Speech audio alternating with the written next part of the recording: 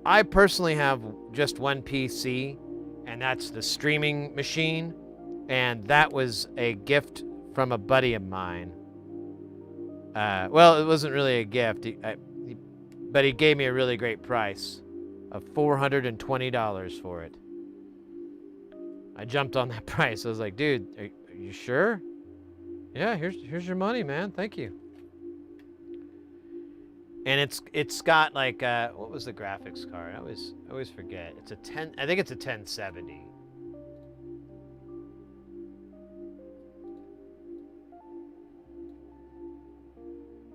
Oh, what is that? Yeah, it's a GeForce GTX 1070. So nothing crazy, but for what I'm doing, which is streaming with it, it cuts the mustard beautifully.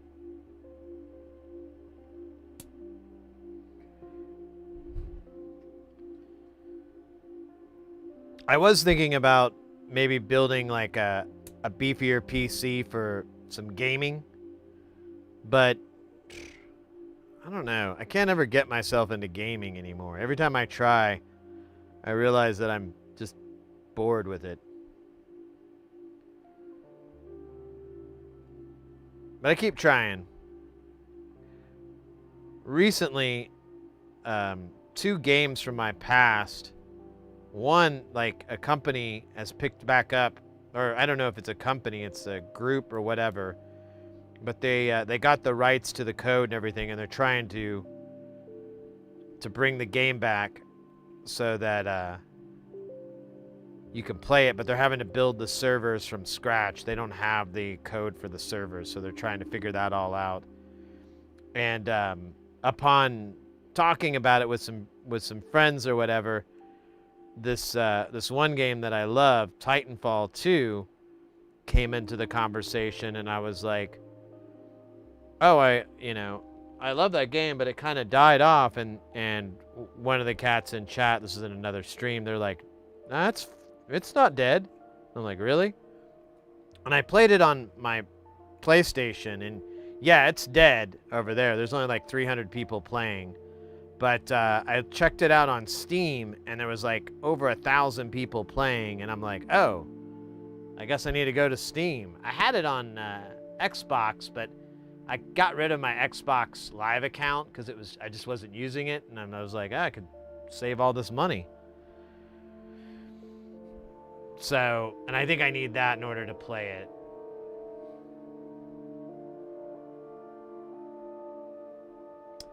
You only played the campaign? Let me tell you, mate. I hate game campaigns. Like, a big downplay for a lot of games out there, especially games like that, is their shoehorned in, like, campaign. Like Call of Duty campaigns. I almost threw up. They were such stupid cheese. It, like, just made me ill. Titanfall 2's campaign, I played it, I think 3 or 4 times.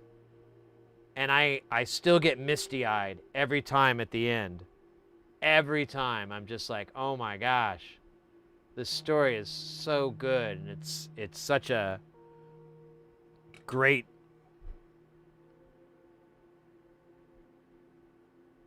It's just so well done. Like, and really the whole game, I can make an argument is an incredible game.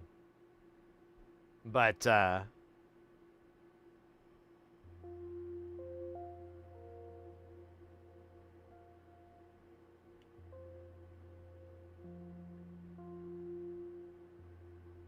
I did fire up, and I did play like a little bit on the PlayStation. And I didn't even have my fancy controller I used to use. But I do have an Xbox Elite controller, and I was like, well, I could play that on PC. And I can have my paddles so I can do my bunny hopping.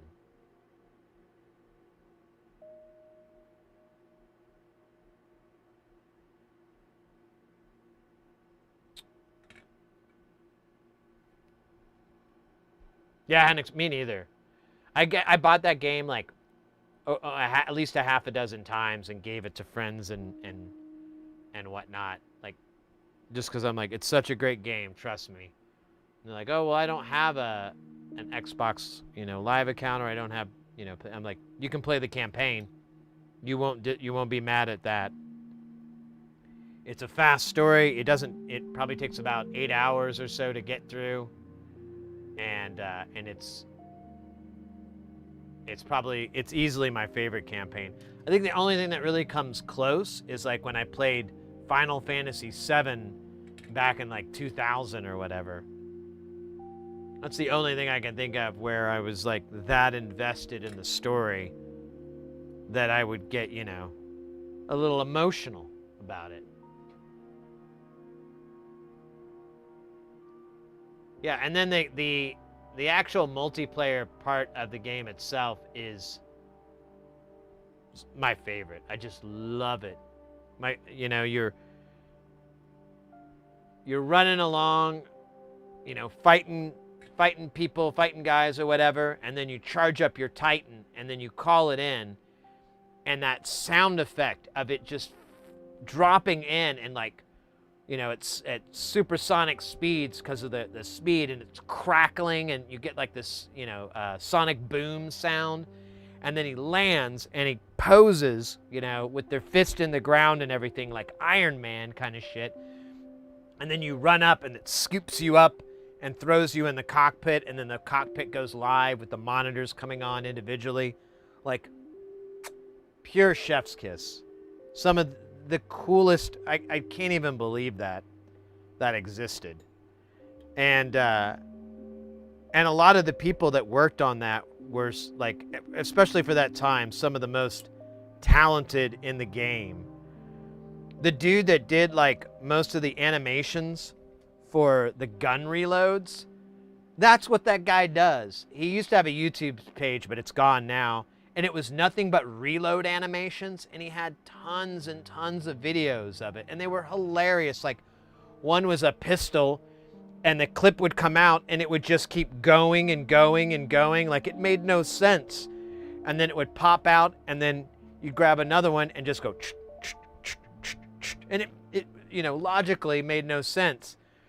And there was like one with like a barrel deal, and it would just like, it was this giant loop, and it would just, it was, I love that guy. I can't remember his name, but like another selling point for that game was just, if you liked the art side of it, it was all there. The reloading, the game mechanics, things like that. Just even the maps, I thought were some of the best multiplayer maps I'd ever seen in a game. I was like, these are great. And I would try to play, like, you know, I played some Call of Duty and stuff like that, and I mean, I played their competition, so to speak, or where it came from, but couldn't even hold a candle. So good. That's nice to be another TF2 fan there. Not Team Fortress.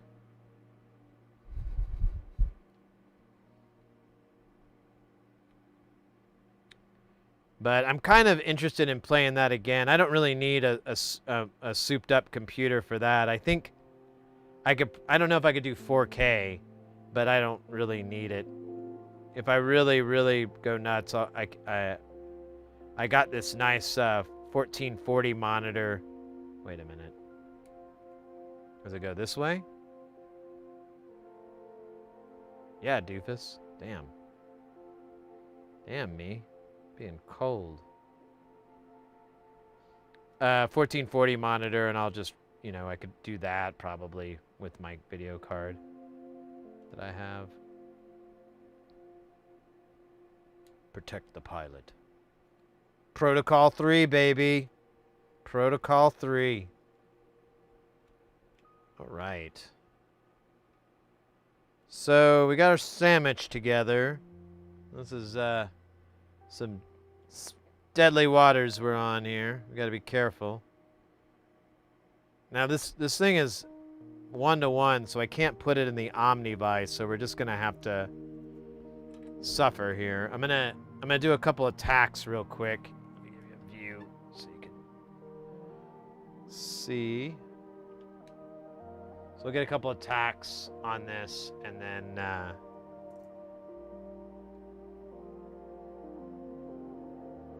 Or you know what? Let me crank my iron up because we're at 380.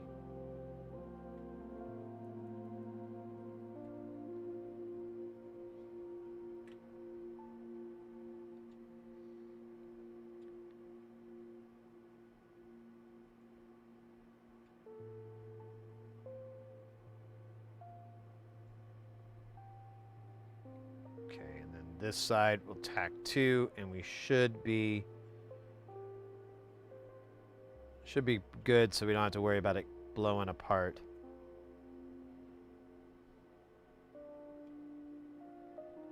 Then we can do a nice close-up view. There we go, rock solid. Which was my old adult film name until it wasn't.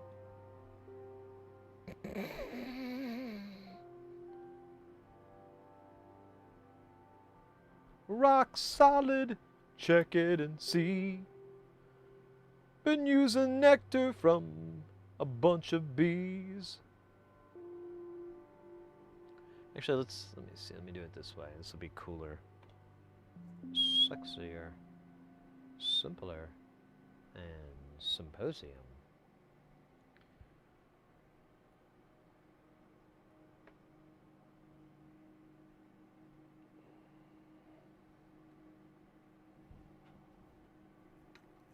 All right.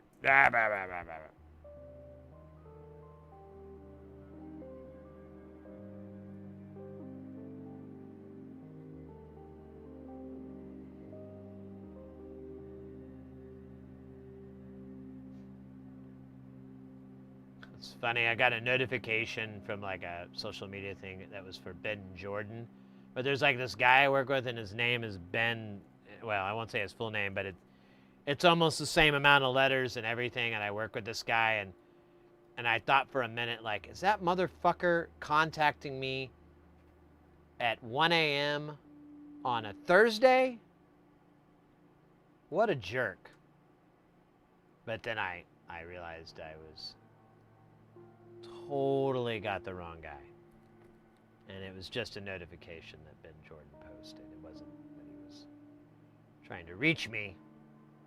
I don't think that day will ever happen. I think the day that guy finds anything I say useful, it'll be a different day. On a well, technically it's a Friday morning, I guess, if you really want to split some hairs.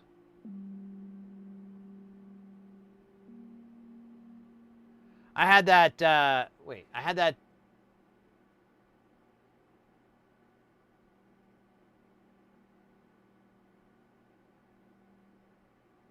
Oh, Mr. Chainsaw, I missed that.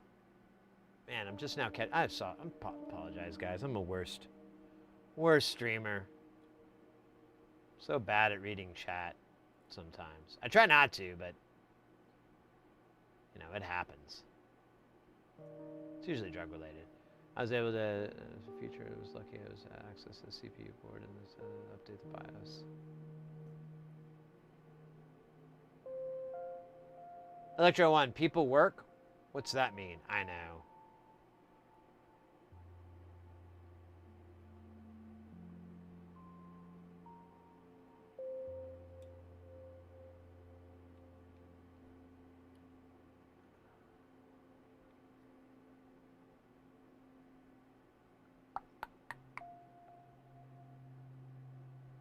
Oh, see, this guy's getting in the shot, jerk. Oh yeah, this is gonna be, here, I'm gonna 90 this. The power connector is gonna get in my way. We're having a chicken and beans. You know, I was saying earlier, I'm a little bit hungry. I don't know if I have any snacks before I go to bed, and I don't want to order delivery this late at night. And I don't want to go somewhere. So, I don't know what I'm going to do. You know what I might have? Oh!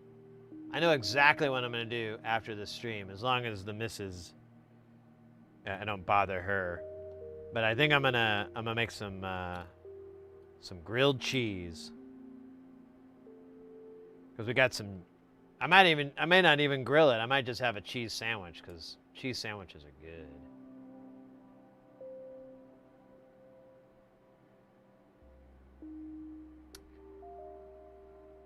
Some work very hard to appear to be working. Alas, the boss key of those old Sierra games won't cut it anymore.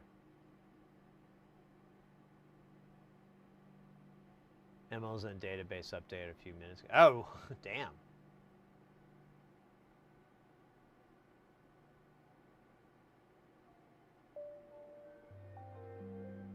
I don't get paid after 5 p.m. to work. Ugh. I hate those rules. Beans and toast. What kind of beans are we talking about? Like a while back, I have this friend of mine, he's French, and he's a musician and everything, and when he tours, the U.S., which is once every 4 years, 4 or 5 years, I don't know. He'll stay with us, and he usually hangs out. He usually stays here for a few days, you know, as a respite from the trip, and we'll do stuff. It's fun. But last time he visited, he introduced me to a very interesting substitute for pasta, and it's navy beans navy beans, or I can't remember the other name from white beans. And use those instead of like pasta, and you just make like pasta dishes, you know, like spaghetti and meatballs, but no spaghetti, just use navy beans. Oh my God, big ass game changer. Good stuff. Acapella pork and beans on toast.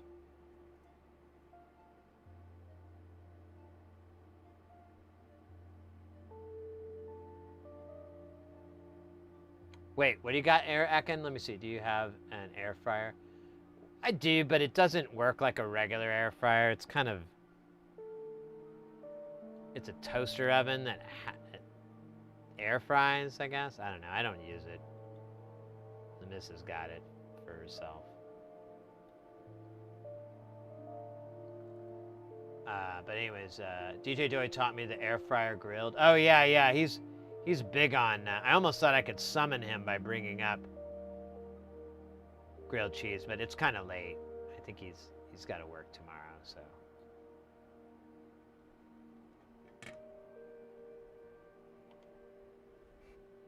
Mayo on the outside, 4 minutes per side. Wait, put mayo on it?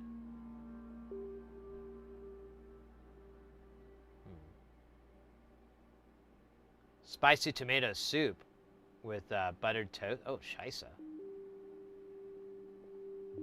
Yeah, cannellini beans, white beans. Yes, exactly.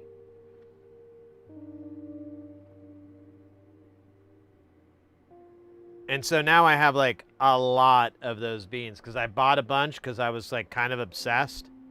So now I have like, I don't know, we at least have like maybe 4 cans of that easily in the cupboard.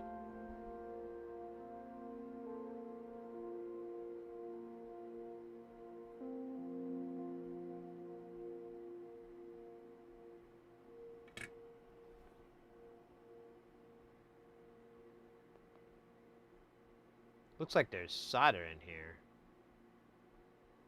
Here, let's hit it with the thing, and here, I'm gonna move this over so it's out of the shot. We'll hit it with the thing, and maybe it'll do it. I don't know, we might have to go to the other side.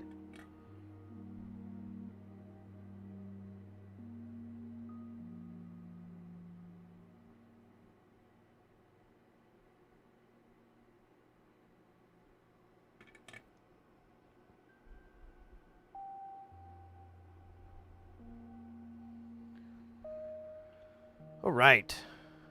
Now is the only thing that's real. Anyone? That's right. Charles Manson. I didn't give you enough time. I was too excited. Hey, Mr. Frog, welcome in, mate. Just woke up. Sid is streaming. I guess it's early morning where you are. It's almost 1 a.m. here. I had to start the stream super late today. It was about 6 p.m. or 1800 hours my time. And and we got a bunch of repairs done, but I wanted to end on a high note and finish one of these rude boys so that we can have a happy days. Hold on here. Does this thing take... we're going to use full-size knobs or... Oh, we're going to use little knobs. Little knobs. I love it.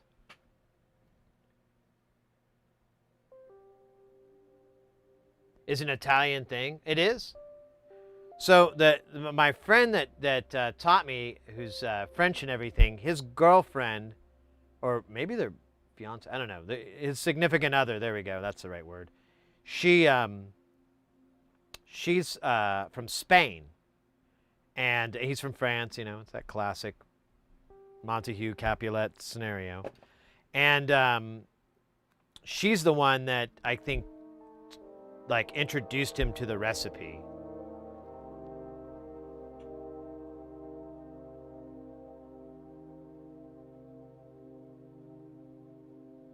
Hey, Mr. Frog, have a good day at work, mate. Don't let the man get you down, all right? Don't. It's not worth it. Don't let the man get you down.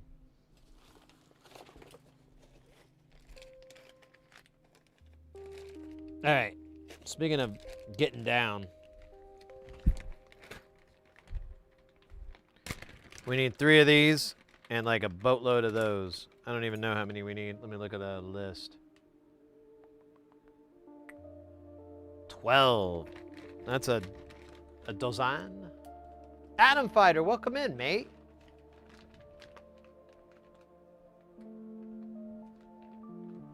What's the recipe? Oh shoot! Wait on the beans.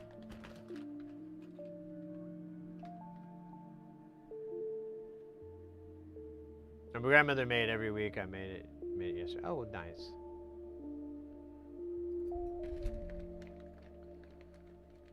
I don't know if my granny had any good. I had, like, my one grandma, she was like a horrible, like everything she cooked just tasted the same, and she wasn't very good at it. The other one was better, but in hindsight, not that great. You know, when when you grow up and you're an adult and you find out that like there's spices and stuff out there. That's kind of was my experience. Like, whoa, what is this? This thyme.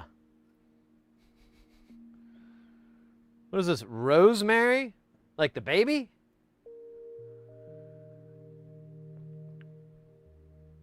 I didn't know anything about spices or anything because I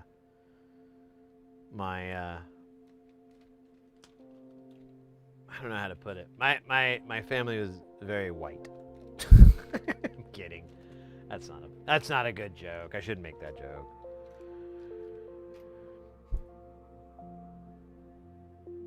Salt and pepper were the only spices that we knew of growing up.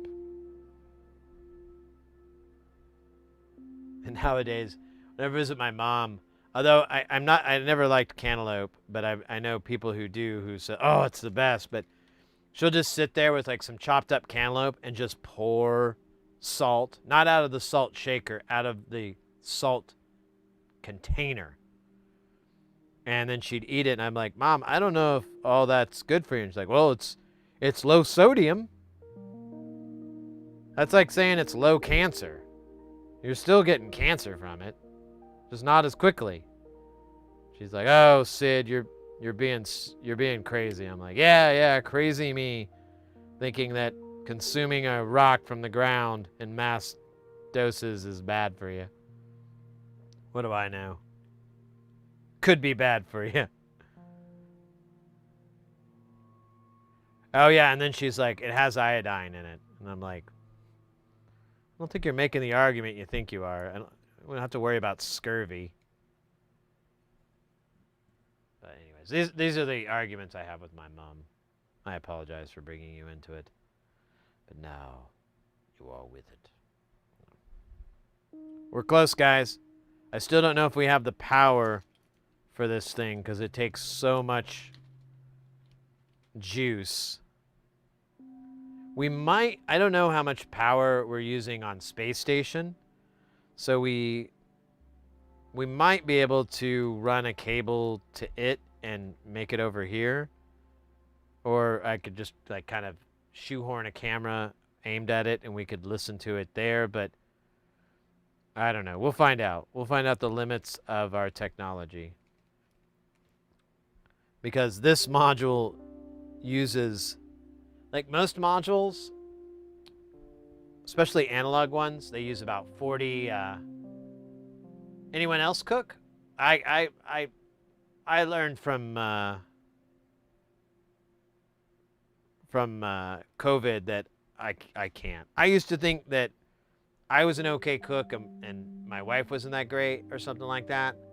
I was a fool. We are both not very good at it.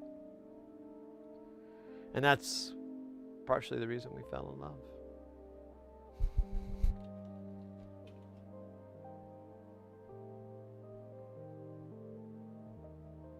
Harry Vitek, welcome in. Iodine prevents goiters, not scurvy. Whatever.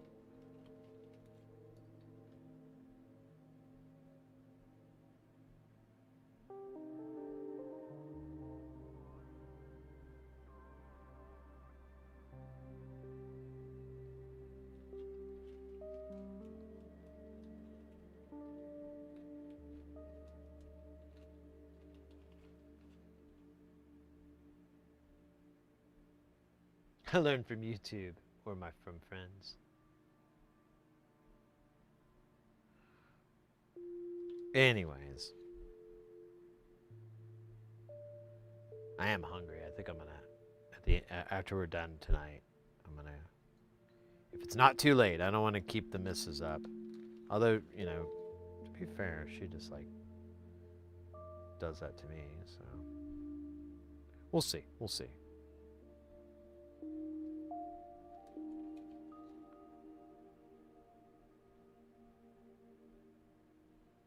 Yeah, no, Tronics, it's like I mentioned earlier, the whole spices thing is quite the mystery to me. I'll give you a little anecdote here. So I have a friend of mine, this guy I know, used to be a bass player in my band even. And he's like really good at cooking, like insanely good. It's weird. And one day, I remember I went over to his house. It was honestly, I think, the last time I went over because he got divorced, and I figured out that his wife was the one that was inviting people over. He never would. So, but I'm hanging out there, and we're having cheeseburgers. You know, just regular burgers, nothing crazy. You know, put some pickles, you know, mustard, that kind of stuff. Nothing, you know. And I remembered I bit into this burger and I was like, holy crap, this is amazing. And I'm like, dude, where do you get your ground beef from? What am I doing wrong here? And he's like, oh, I just get it from the grocery store. Same grocery store that I go to. And I'm like, what's going on with this burger, man? This tastes incredible. And he's like, oh, I just kind of put it together. And then he proceeds to list off like a dozen ingredients. I just put a little this, chopped up this, and chopped up this, mixed it in, throw it on the, he didn't even put it in a grill. He just cooked it in a pan. They're like, put it in the pan for X minutes on this side, flipped it over, X minutes on that side. Turned out pretty good. You know, just something really quick. And I kept asking him, like, can you give me this recipe or whatever? And that's one of the reasons I don't hang out with that guy that much anymore. Because he's such a gatekeeper for no fucking reason at all. We literally named the faux pas because he would have friends from work and we'd go and hang out with them and he wouldn't introduce us to his other friends. So in our friend group, whenever you didn't introduce one of your other friends to their friends, we called that pulling a John.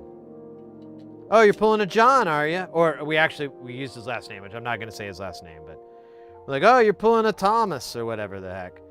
And that never went away. still does that garbage. But I kind of personally decided, I was like, I'm just, you know, I think he's being demoted to acquaintance. Just demote this guy to acquaintance. That makes more sense.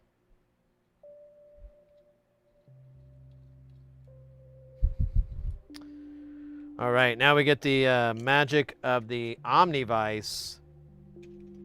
Omnivice. We're gonna have to come at this from the sides because these bloody pins are gonna be in the way. Bloody pins, they're always in the way, ain't it?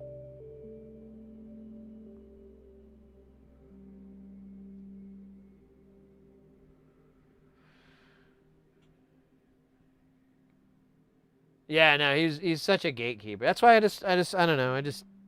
I like this year, I was like, I'm just kind of done with that guy.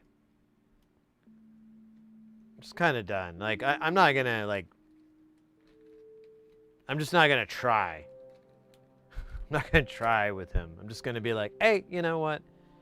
Because he'll like, he'll hit me up for stuff, and it's always like, what? Like he wanted me to fix some stereo that was like fucked. Like he described the problem to me, and I'm like, oh, it's fucked. But I wasn't gonna work on it. Hey, Willow, welcome in, mate. Sorry for catching the chat a little late there. I wish I could make a potato. God, I'd be such a rich man. Behold, Sid, the potato layer. Hold on. Ooh, a russet. Wonderful. Put a little soy sauce in your ground beef. Ooh, that's a good idea. I ate a whole potato one time. God, me too. Still remember that day. It was fucking beautiful. A whole one? Yeah, no, potatoes are awesome. I love potatoes. They're like, they're the, what is it called?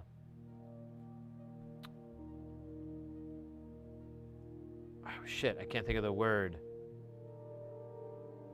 Hold on.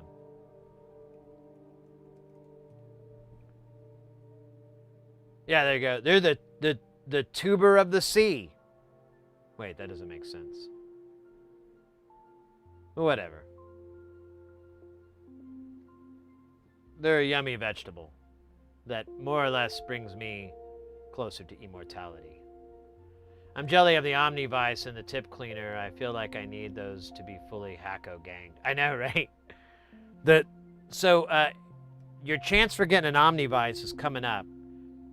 If I don't know though, tariffs might throw this off, but I bought my 2 Omnivices around Christmas time because they had a special at Hacko on their website, and they were like $50 a piece.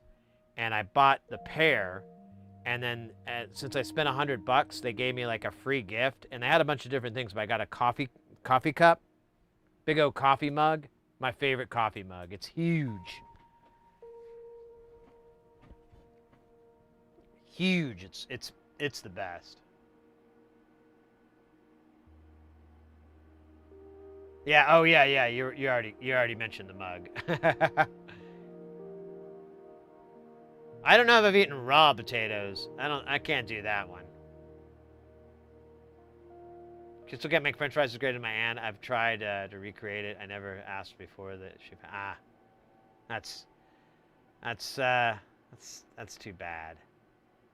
The secret would probably freak you out, though. Oh, I just grabbed some dish soap and I pour it in. Soy sauce and potatoes? Oh, really? I love big coffee. I mean, I'm not the biggest coffee drinker. I've kind of gotten into it over the years because I've been just trying to drink less soda. Which reminds me, is this thing even cold still? It's been up here. Yeah, it's still cold.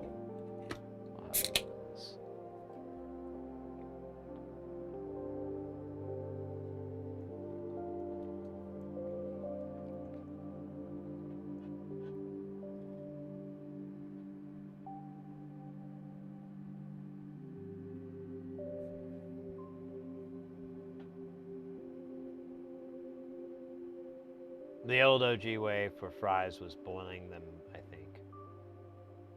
Umami. Oh gosh, you guys are good. You guys are not helping me with my hunger. I'm going hungry.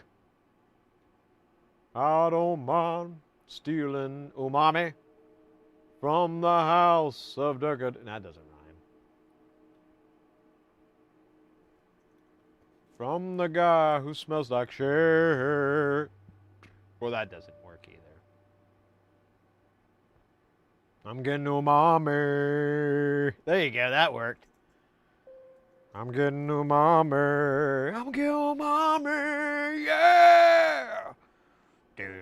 Down. Little Temple of the Dog.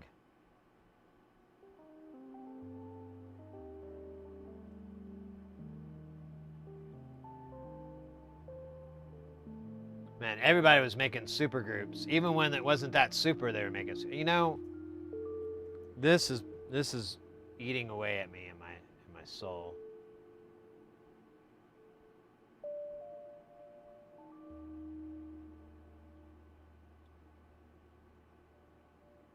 No, it's not.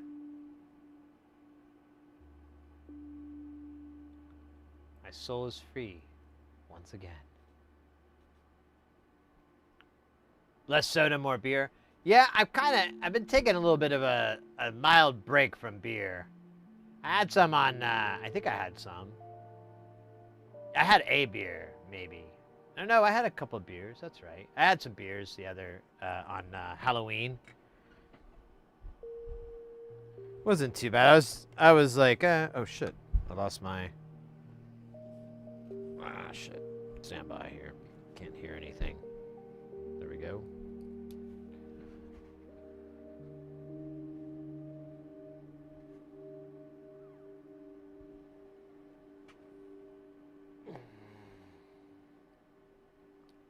Umami means flavor? Well.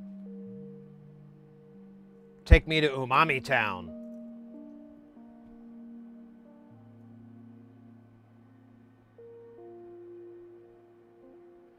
Oh, Harry, really? Yeah, that's what I'm drinking right now. It's the Dr. Pepper knockoff, I believe. I liked the soda one. It was actually pretty good, but it's almost like, I don't know, it's not my favorite flavor, so I don't have it too often. I've been trying, I accidentally, like, Amazon subscribed like way too many of them, and now I just have like a pantry filled. I've been trying to like drink them all to get down to like to baseline levels again. And I think I have a box of the colas. I should start sprinkling them in with the rest of it so I can get through them. And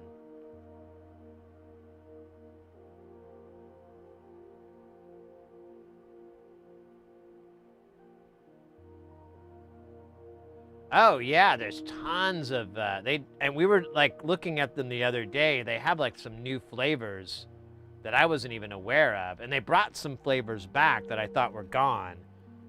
So I was like, oh, awesome. I was afraid they were gonna quit doing that. They kind of did a restructuring. They got rid of their tall boys, and so now it's like 12-ounce cans, which I'm guessing that's like way cheaper for them to make, but they didn't like pass that savings on to you, which is kind of a bummer because they're so expensive. Oh shit, who's doing this?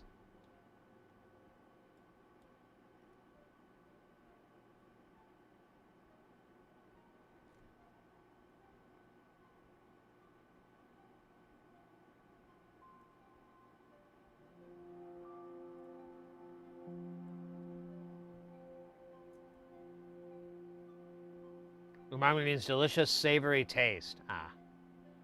Now we'll have to change that Temple of the Dog song, won't we? Maybe it's just a translation difference, you know? Like, Like, it doesn't literally translate out, but the spirit is like, oh, that's flavor, you know?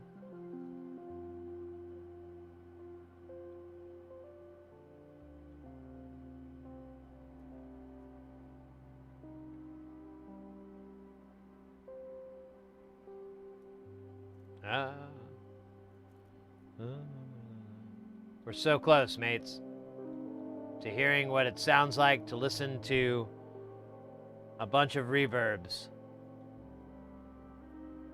The mystery will be revealed soon. Stand by. Right, we still got, like, we got the pots, which is, like, right under this row, and then we're done.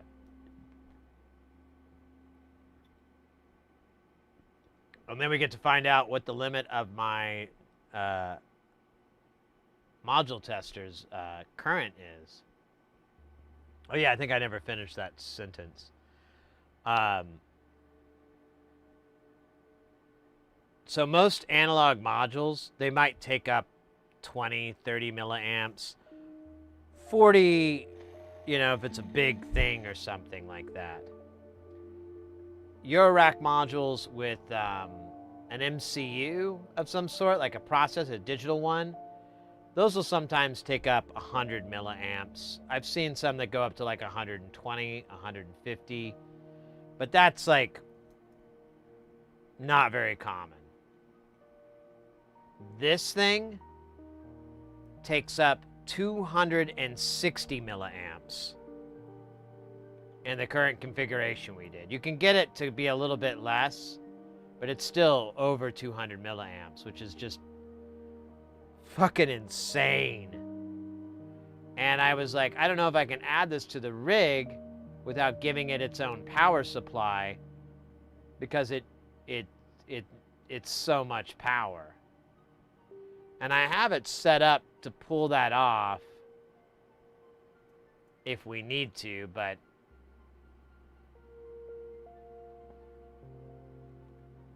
it doesn't have an LCD screen. It's all these PT2399 chips. Each one of each one of them takes around 20 or so milliamps, 20, 30 milliamps a piece, which isn't that much until you multiply that by 9. Then it's a lot. Then it actually gets up there. All right. Let's sandwich this back together. Wait, got to put it on the right way. So glad this is keyed for idiots. Oh my gosh. I've waited for this module for a while. I'm pretty excited.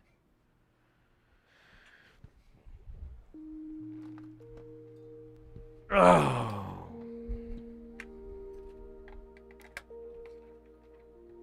Let me get the power here. So we'll try this one first, but it might cook this power supply. It may be too much, and it might just go pew. The inrush current alone is going to be a question of its abilities here. Let me check something really, really fast before we get neck deep.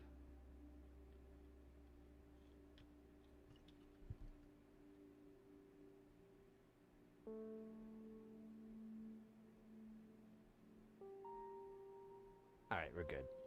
I just wanted to make sure those polarized diodes were going the right way. Okay, guys, we're going to do a will it work?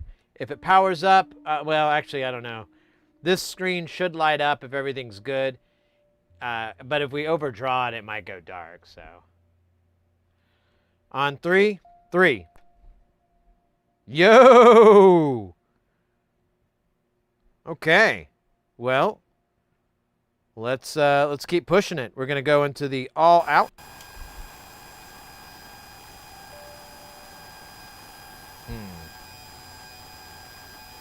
I don't know if that's supposed to do that.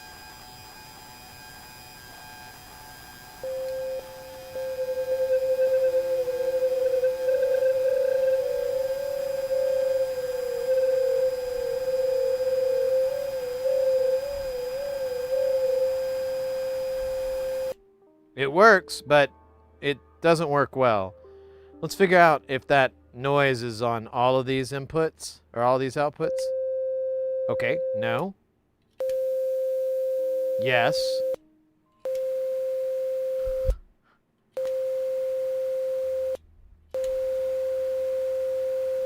So is it...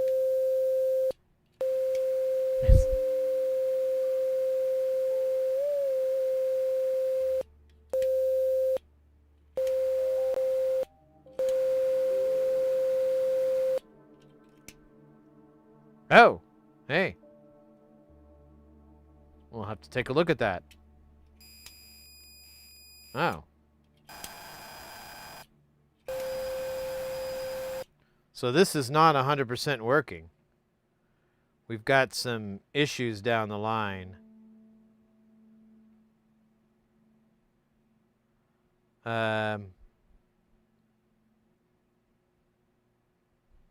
Let's see. So it starts at 6. 6 doesn't output at all.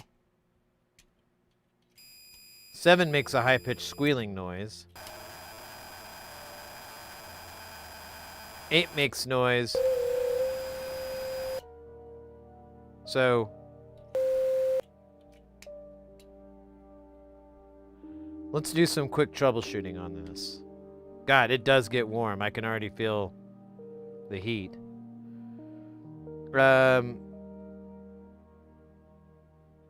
Let's just see. So it was 6. I see 6 on here. So 6, 7, 8. Where's 9? Okay, so 9's here. 6 isn't outputting at all. Let's see if we can figure that out. I'm kind of looking at the board, just bird's eye view, but let's get up close.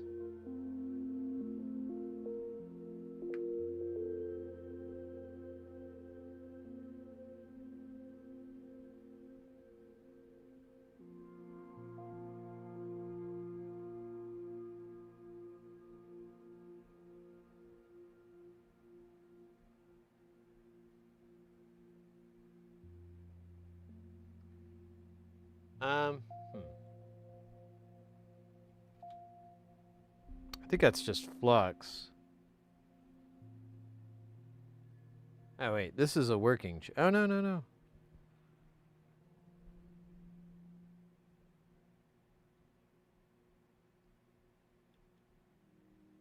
I mean, that shouldn't stop it from running.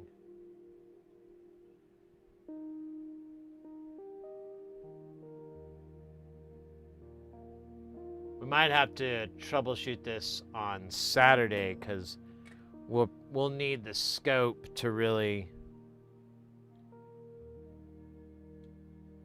look at this.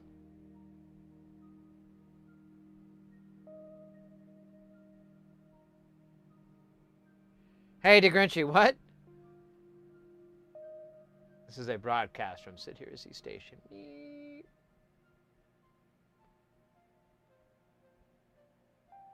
Yeah, after it just produces noise. So either this chip is bad, which is possible. Not very, but it is.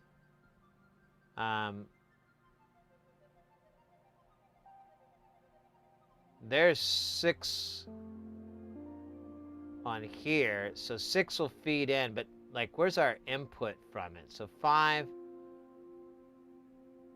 inputs into... You see a missing component? Oh, really? What'd I do?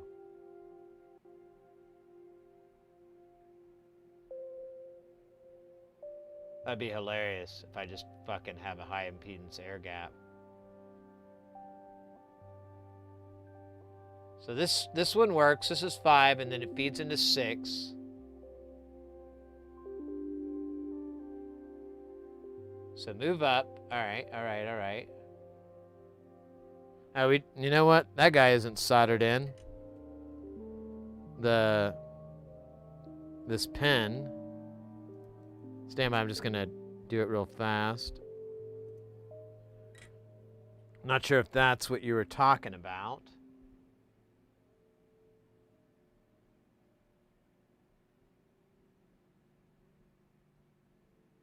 to the right. Here, let me pull out my tweezers so we can...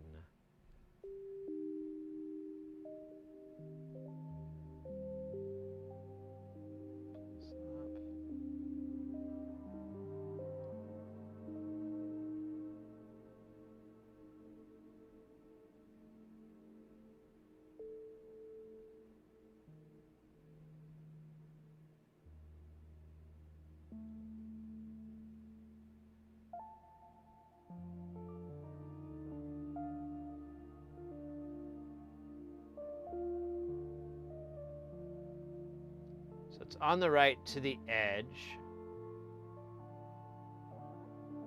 Down.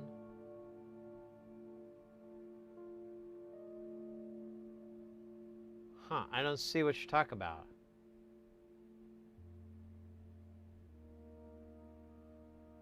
So here, we'll go across these components on the right. Let me make sure that we're not vibing on the same thing here. So we've got a 1 nanofarad, 10K, and another 10K. Then we have a 47, a 1K, and a 10 microfarad. Then we have a 10 nanofarad and a 47 nanofarad.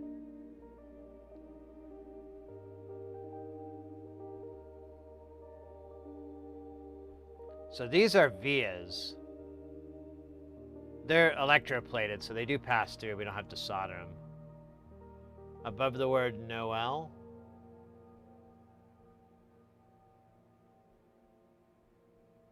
Now you're just messing with me. There's no Noel. Is there?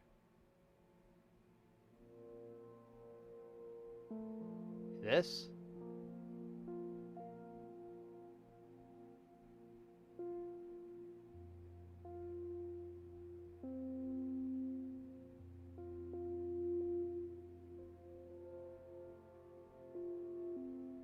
Yeah, these are vias.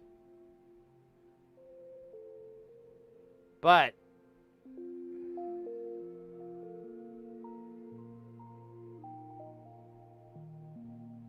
so 6 feeds into here, but I don't know where 6 gets its input feed. It should be from 5, but I don't see it here. I think 5's up here, but it's not labeled.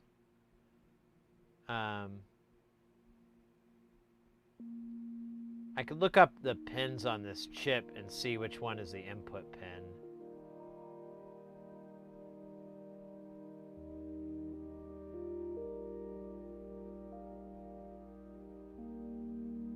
It's a little messy here, but it shouldn't fuck up with functionality.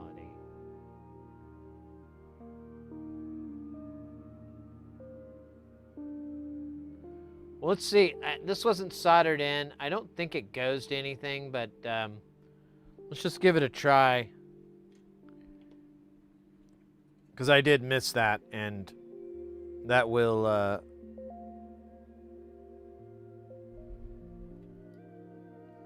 that'll mess you up.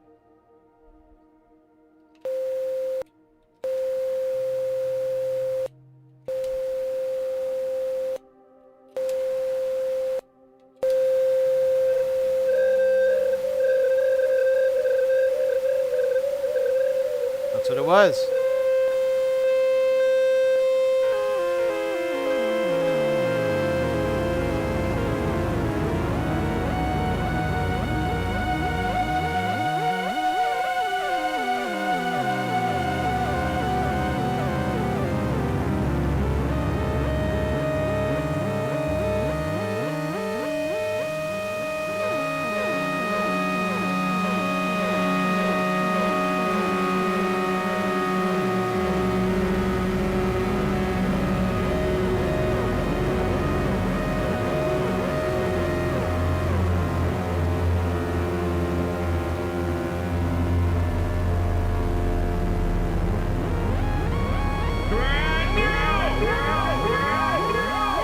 Titty Joshua, thank you so much for that follow.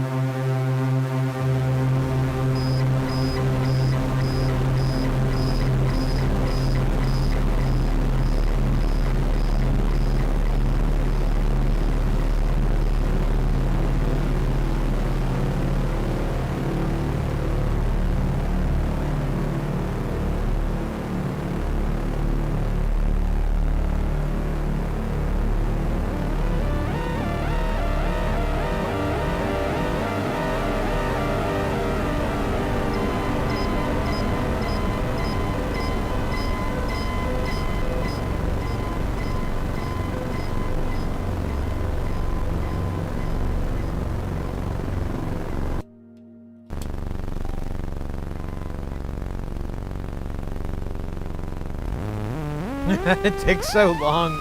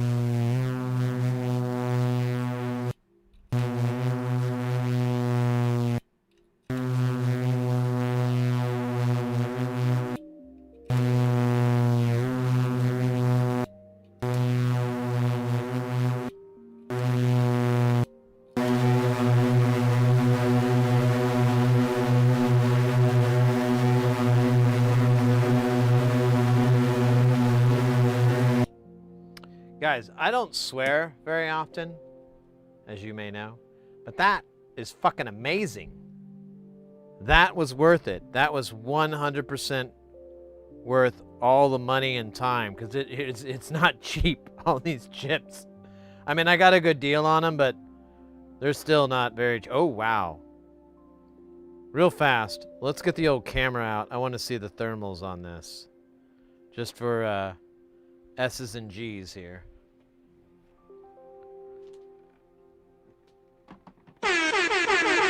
Hell yeah. Hell yeah.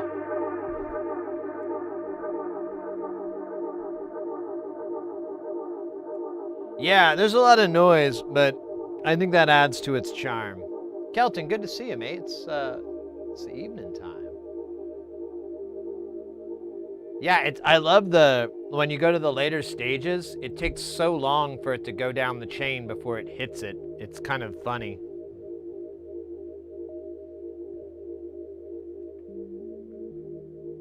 Yeah, it's pretty hot.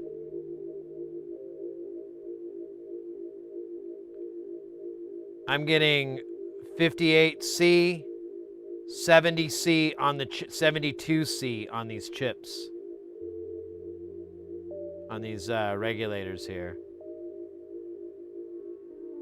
That is really, really hot. That's almost like there might be a problem, but you know what? I know a guy who might be able to fix it if things go awry.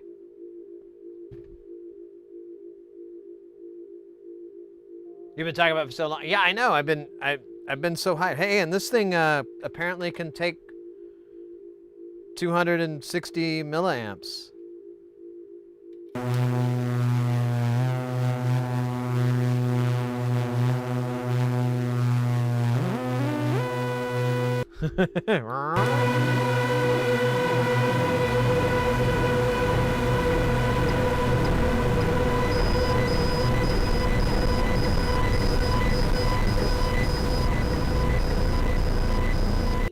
Yeah, this is awesome.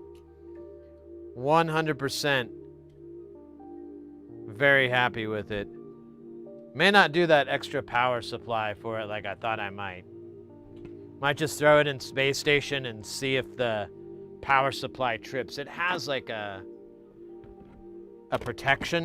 extra protection circuit in it that trips from every now and then. So, you know, if it's too much, it'll just kick over and go, oh, it gets like a short protector. But, you know.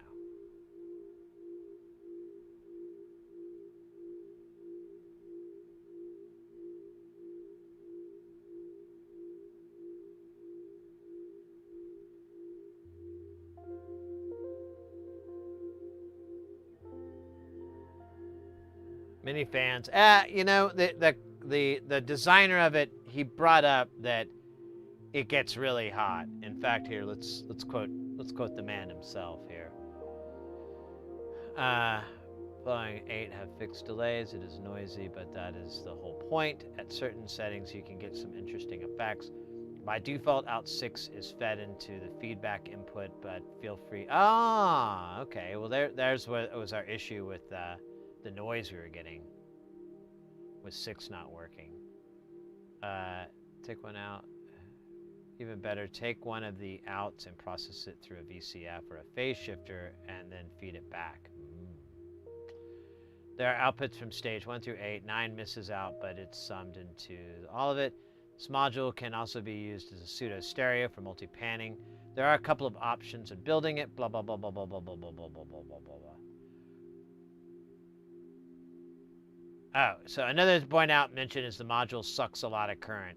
If you have the 4.7K for RD, it will require 260 milliamps on the positive 12 rail. If you're using 47, you can get it down to 220. We did use 4.7. Furthermore, the PCBs do get warm. The prototype build, I used a 1.5 amp regulator to get the 5 volts for the delay chips. The heatsink on this regulator usually got to 65C.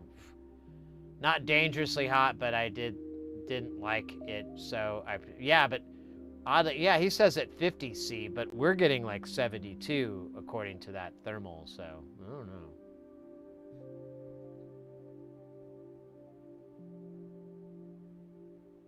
Yeah, maybe, yeah, that's not a bad idea, Chainsaw. Like, put some thermal, like some pads on there just to help wick the heat off a little bit. That may not be the baddest idea. I have like a bunch of them anyways, so, and they're not doing anything.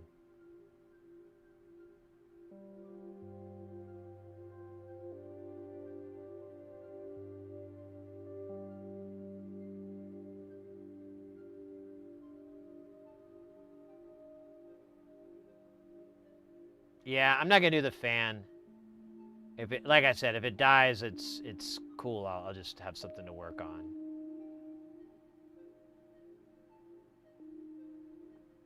Yeah, 70C isn't enough to like cause massive issues with it. But it is kind of wild that all those regulators. Now those are the ones we can see. There's also regulators on the other board, on the inside here, that are also supplying power. They pipe power up to these chips. And each chip has its own regulator. So those might be getting pretty damn warm too. I'll tinker with it for sure, but no regrets. Very, very, very, very pleased with the results on this.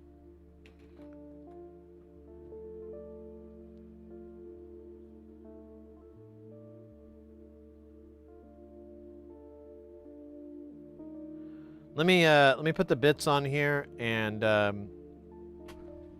we'll wind the night down. I gotta say, guys, I really appreciate everybody hanging out lately. We've been getting some slightly bigger audience than we had the time before, and it doesn't go unnoticed. I always appreciate you guys chilling. I love the fact that you're interested in the channel. You guys ask some really, really awesome questions, and even bring back the classic questions too. And I really appreciate it. It is, as they say, an honor. An honor. All right. And then I need our banana nuts. I'm about to order a bunch of these, like $300 worth of banana nuts. But that is the life I chose. Oh, I don't know if I have. Do I have 10, 12? 1, 2, 3, 4, 5. Oh, we're going to be just shy of... oh, no, wait, I need 9, not 12. Learn to count, Sid.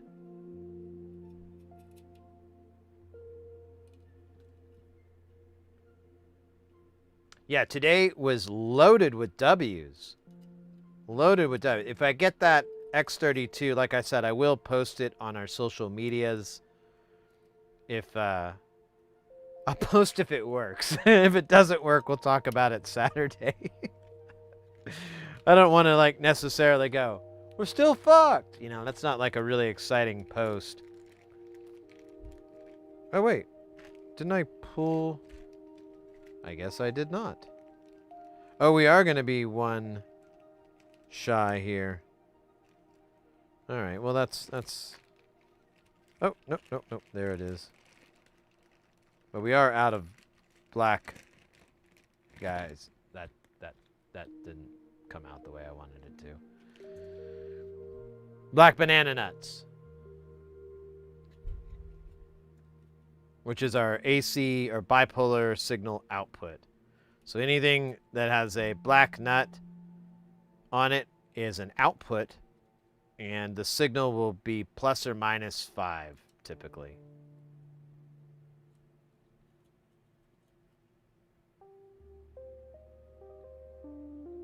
We've got more modules coming up too. I was kind of just waiting on these parts. I'm gonna put through tonight or tomorrow. Well, I need to do it tonight, honestly. I might just put my tubes and more order in tonight so we can get it. Oops, oops, oops. Maybe by Saturday. I don't know. That seems like a pretty lofty goal. So I might just wait. I might just do it on Friday, and then we can have it on Monday, and then we can do that. We start our stream on Tuesday with it.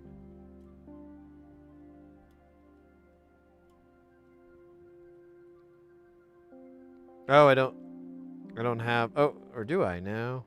Looks like I only have 2 of the. Oh wait, there's one stuff trapped in the bag.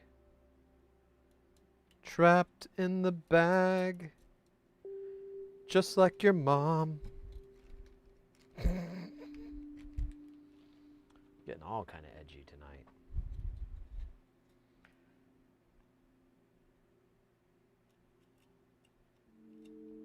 Or I dare say.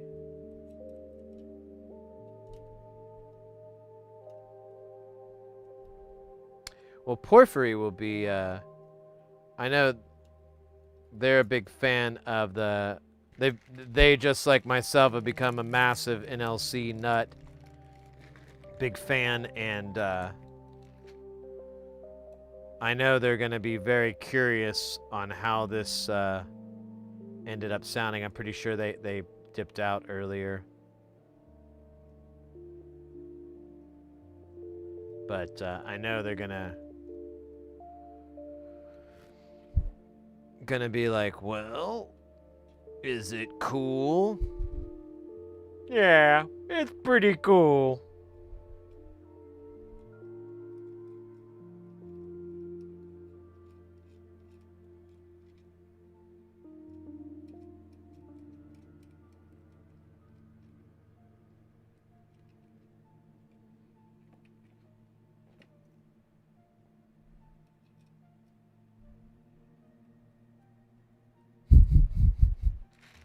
There it is.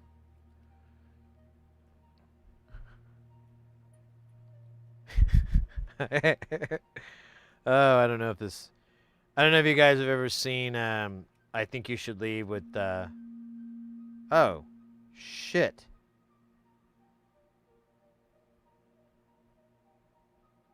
Shit. Damn it.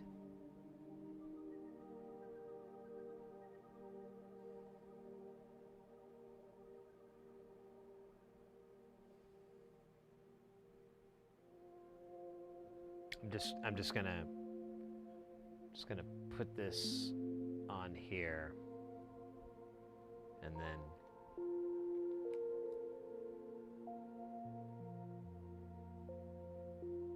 there should be another 0 in there. Should be 100K, not 10K.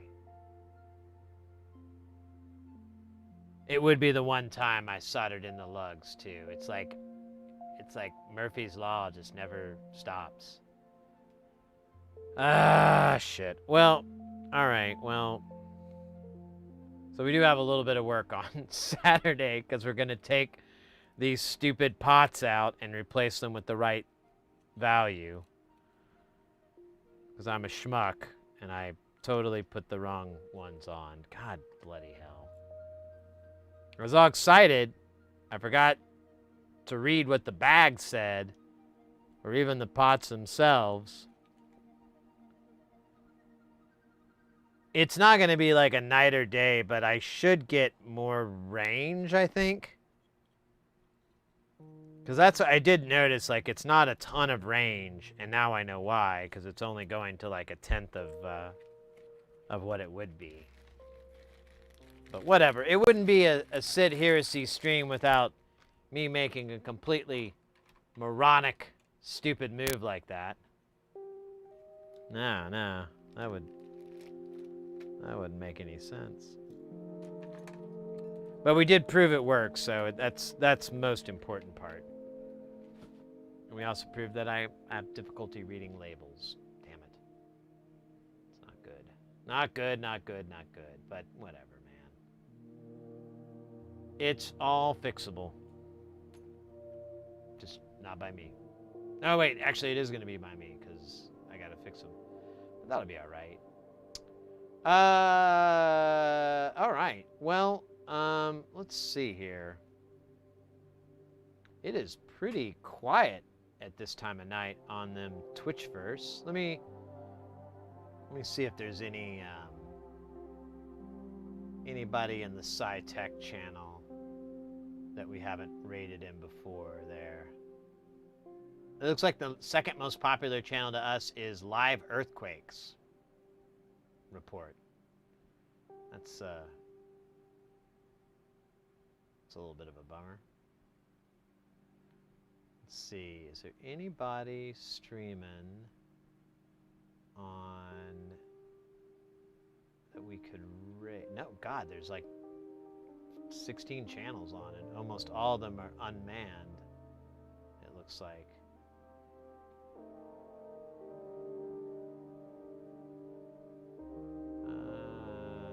Yeah.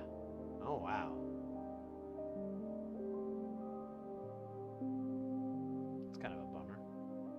Oh, wait a minute. What is this? This looks like somebody fixing stuff. Oh, yeah. We're going to go from one microscope to another microscope. We've got a game repair channel. And we've never rated them before, so this will be nice. We have a nice little group for tonight. It'd be fantabulous to spread that love over to their buttered potatoes. Let me see if I got anything for us over on the YouTube. Does not look like it. I don't see anybody that I follow live over there, so I'll let you guys find your way tonight. Big up over on YouTube, by the way. We got 3 new subscribers, bring us to 1,712. That's something to make fun of somebody else over. Wait, that doesn't make sense. Well, you could rub it in their face or something. Yeah, I've got a console repair, Yeti game repairs. What's oh, look at that. Oh, they're look at this, mates. Look at this. This is like a flashback. Look what they're doing. The same hell. Hey, wait, is that's kind of a bent conical. It's not super bent. You want a little bit more bend in there, but it's probably more hooked so you can kind of come at it like this. But yeah, this looks like our new best friend. We're definitely gonna raid over to this guy and hang out for a bit. At least I am, anyways. Oops. So before I forget, here's our social media accounts. If you're into social medias and you want the notification when we go live, or the occasional funny meme, or every now and then like a newsworthy post, there you go. It's on there. Those are the ones. I don't really use Twitter X much, but you know, feel free to follow on there. I might go back to it at some day, but like I got so overran with bots, I just kind of was like, I'm out. And then I invested everything into Facebook.